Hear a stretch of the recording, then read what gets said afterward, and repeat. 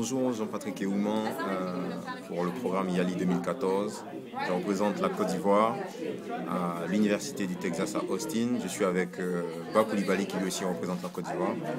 Je vais vous faire le point de ce qui s'est passé pour ce deuxième jour, donc hier.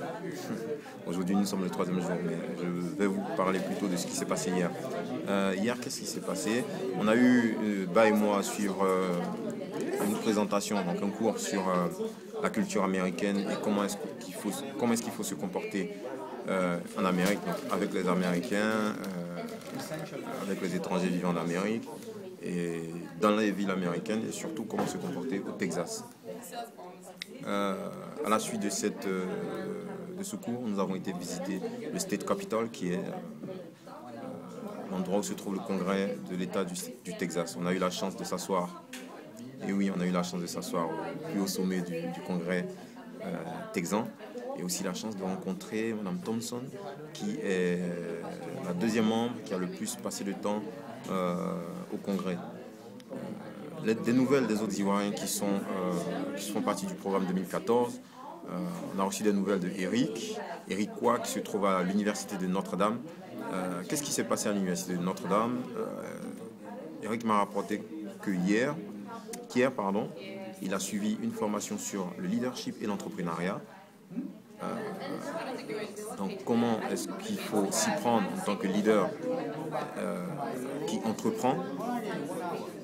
Comment faire en sorte d'impacter positivement son environnement, donc sa communauté, son pays et éventuellement son continent.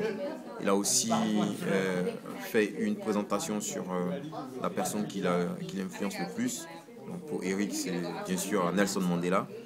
Et puis, à la suite de cette présentation, il a fait des travaux en groupe avec les autres membres de l'Université de Notre-Dame qui participent au programme YALI. Et ces travaux tournaient autour des solutions pour réduire la pauvreté en Afrique à partir de l'entrepreneuriat. Alors, Fabienne nous a fait son rapport cette nuit en nous expliquant que de son côté, elle a suivi une session qui tourne autour des problèmes d'infrastructure dans les grandes villes. L'exemple de l'Amérique, comment est-ce que l'Amérique y est arrivée et pourquoi est-ce que l'Afrique n'arrive pas à mettre en place, les leaders africains n'arrivent pas à mettre en place des politiques qui puissent permettre de créer des infrastructures viables et qui pourraient servir à nos pays. Par exemple, on a souvent affaire à des infrastructures qui se dégradent très très vite après la construction ou qui n'ont qu'une seule fonction et donc du coup qui ne sont pas rentables. Je vous donnerai des nouvelles des autres, mais en attendant, je viens de recevoir le bilan de Gisèle et Romaric, qui lui a rencontré le maire d'Atlanta.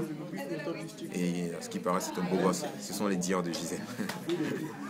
Ok, sur ce, je vous laisse parce que là, on va commencer un cours. Et puis, je pense que c'est une... Salut. Voilà, il y a Ba qui vient d'arriver. C'est une opportunité énorme que nous avons là d'être dans ce programme. Et puis, nous vous invitons à liker nos vidéos, à les partager pour que tous les jeunes Ivoiriens puissent profiter de notre expérience, de ce que nous sommes en train de vivre en ce moment, afin que l'année prochaine, il y ait plus de candidats et forcément, grâce à tout ce que nous sommes en train de faire maintenant, il y aura plus de place pour la Côte d'Ivoire. On passera sûrement de 12 à 20, ou bien de 12 à 50 pourquoi pas. Mais dans tous les cas, soyez connectés sur yali.ci ou sur Facebook, Yali Côte d'Ivoire, Twitter, Yali Côte d'Ivoire, et bien sûr à ma page, Jean-Patrick Eouman sur Facebook. A bientôt, bye bye.